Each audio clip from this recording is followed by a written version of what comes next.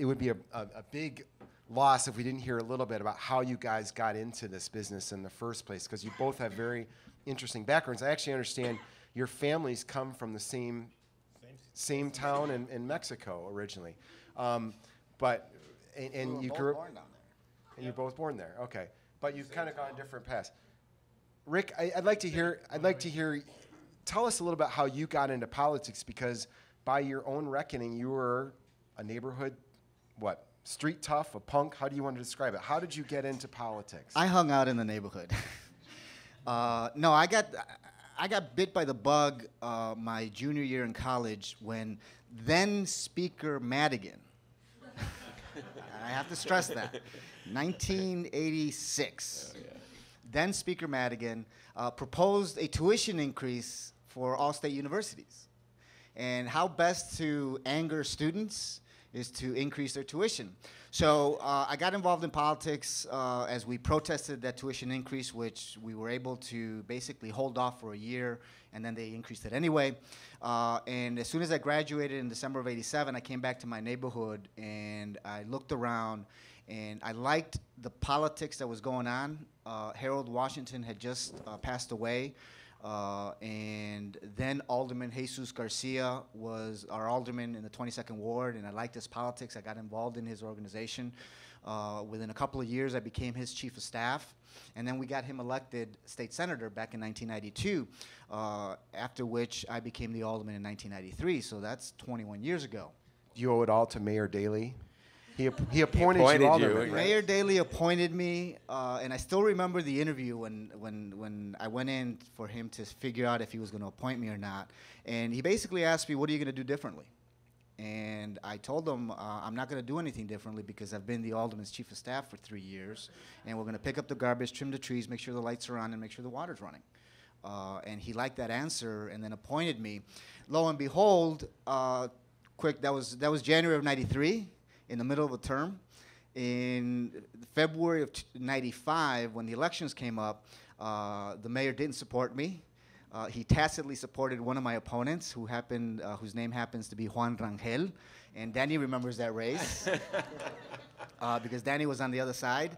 And you're from the same town and everything. Yeah, no, we go back. But politics is odd. Politics is odd because Danny and I are now good friends. And I don't think we've made this public yet, but we're going to co-endorse each other in the coming election. But I'm endorsing you not because we're good friends, because I like what you're doing. And I assume the same for me. Yes. Yeah, no. Oh, my God. One hand washes the other. So to make a long story short, I got suckered into politics because I liked what my neighborhood was doing, and I wanted it to continue. When I was in 8th grade in 1979, my 8th grade math class was in a hallway at Robert Burns Elementary, which is at 25th and Central Park. Fast forward to 1993 when I became the alderman and I visited that grammar school that's in the 22nd Ward, and that 8th grade math class was still in the hallway. Okay, so we made it our mission. I, as the alderman, and the group that I was working with, we made it our mission to fight overcrowding in Little Village. And between 1993, when I was appointed, and 1998, we were able to build 5 new grammar schools, all within 2 miles of each other, to relieve the overcrowding in the Little Village community, because every single one of our schools was at 125% capacity. A lot has to do with what we envisioned our neighborhood, that we wanted it to look like. And that's why I got into politics, Ben. Alderman Solis, want to hear about how you got into politics too, and I specifically was hoping you would tell the story of how you helped trap a sitting U.S. senator in a bathroom. Let me start before then. In 1969 October, I got out of boot camp from the Marine Corps, and I was a reservist. And so I got out, and a friend of mine took me to a Black Panther Party convention. And there were brown beret people there, and there was this girl who had brown beret and a mini skirt and combat boots on, and I said, "How do I get involved?" And from then, you know, I became a student activist at the University of Illinois. I think that's where I met Klonsky here. And I was involved in getting better representation of Latino students at the U of I. Then I founded Latino Youth Alternative High School. And then I got into be the first director of the Pilsen Neighbors Community Council. I was on the board of 18th Street Development. I lived in Pilsen, so I got involved. But then going to your point, in 1980, I was recruited to try to create the first IAF organization here in Chicago. And we went to IAF training, which is the same training that... and explain IAF briefly. The Industrial Area Foundation, founded by Saul Alinsky. And that was probably the best training anybody could ever had in terms of life in general, and understanding power, understanding self-interest, understanding public and private, etc.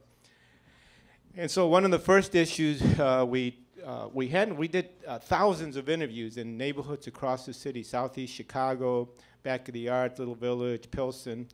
But one of the first issues that we got involved in is we really liked what Simon represented. And so we started going after Percy in terms of what his agenda was and what he would hide from us. And he said he was out of town, and we found him at I think a WVON radio thing, and he was hiding in the bathroom and wouldn't come out. We had buses that came from Southeast Chicago to go get him there. And Simon won. Yeah. And you dragged him out of that washroom. Well, we didn't drag him literally. In 1996, the mayor, Bailey, same as Rick, asked me if I would be interested. You were all to You Mayor owe Daley, Mayor. too. Everybody I else gotta tell is this the story. Daley. I got to tell this story. So I called my wife, and I said, "Hey, listen, I think I'm taking. I think I'm gonna. What do you think? I'm gonna take this. They offered me to become appointed." Yeah. And she says, "But you don't like people." It's not that I don't like people. I like my privacy. When you run an alternative high school, when you run a community organization, when you go home, you want to relax. Yeah. And the point that my wife was saying is that as a public figure, you always have to be on. Yeah. But that was a significant comment that she made.